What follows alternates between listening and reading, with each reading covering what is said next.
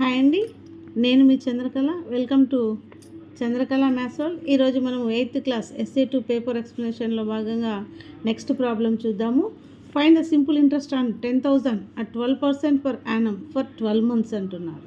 చూడండి, 12 months means 1 year. Actually మనము ఎప్పుడు సింపుల్ ఇంట్రెస్ట్ ఫైండ్ అవుట్ చేయాలన్నా కూడా ఇయర్స్లో చూస్తాం, బట్ మంత్స్లో ఇస్తే ఇయర్స్లోకి మార్చుకోవాలి. మనకి సింపుల్గానే 12 months అన్నారు కాబట్టి 1 year అని రాసేసుకోవచ్చు అనమాట. ఒకవేళ 6 months అలా ఇచ్చుంటే 1/2 years అని అంటే మంత్స్లోకి అనమాట. 6/12 అని 12 months అని.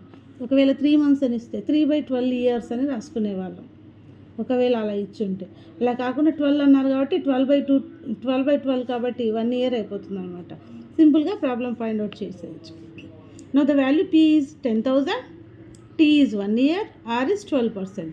Now the simple interest formula I equals to PTR by 100. P is 10,000 into 1 into 12 by 100.